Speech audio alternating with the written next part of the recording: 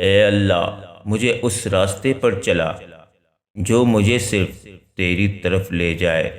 آمین۔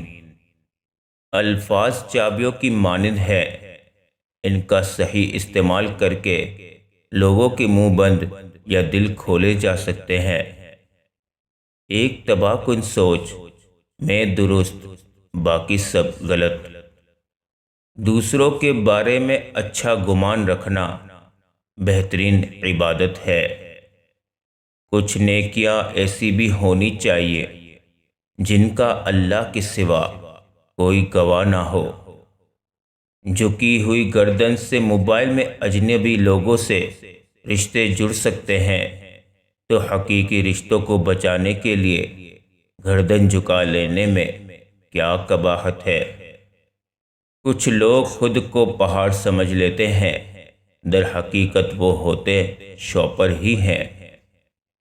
عمر کی اونچائیوں کو چڑھتا ہوا شخص یہ بات بھول جاتا ہے کہ وہ در حقیقت قدم بہ قدم 2 گز زمین میں اتر رہا ہے۔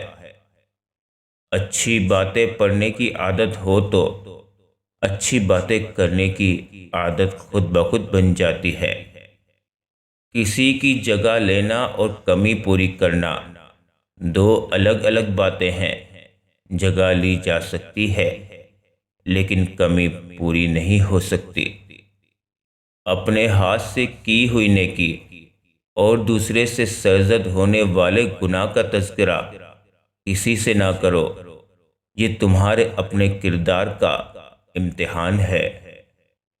آج تک کسی نے بریلوی کریانہ اسٹور، اہل حدیث ہوٹل، دیوبند دواخانہ، شیعہ شاپنگ سینٹر وغیرہ دیکھے ہیں؟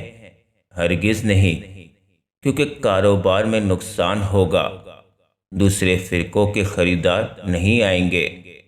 لیکن انہی سب ناموں سے جو نقصان دین اسلام کو پہنچ رہا ہے، اس کی کسی کو کوئی فکر نہیں۔ گناہ ہماری روح کو زخم لگا دیتا ہے اور ہمیں سمجھ نہیں آتی کہ بے چینی کس چیز کی ہے۔ اے اللہ میرے گناہوں کو معاف فرما دے۔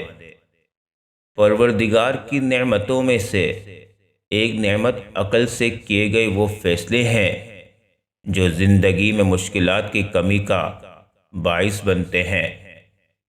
ایک لمبا سانس لیں اور پھر اس پر دل کی گہرائیوں سے اپنے رب کا شکر ادا کریں کہ اس وقت دنیا میں وینٹی لیٹر پر پڑے لاکھوں انسان اپنا پورا زور لگا کر بھی ایسا ایک سانس لینے کی طاقت نہیں رکھتے۔ کوشش کرے کہ آپ پر کوئی سورج ایسا طلوع نہ ہو جس میں آپ نے نماز، قرآن، اذکار اور توبہ نہ کی ہو۔ بے شک خوش قسمت ترین ہے وہ لوگ جو کوئی دن ان کے بغیر نہیں گزارتے۔ جوانی میں ہر قدم پھونک پھونک کے رکھیے، کہیں ایسا نہ ہو کہ لکھے آپ لیکن آپ کا لکھا ہوا آپ کی اولاد پڑھے۔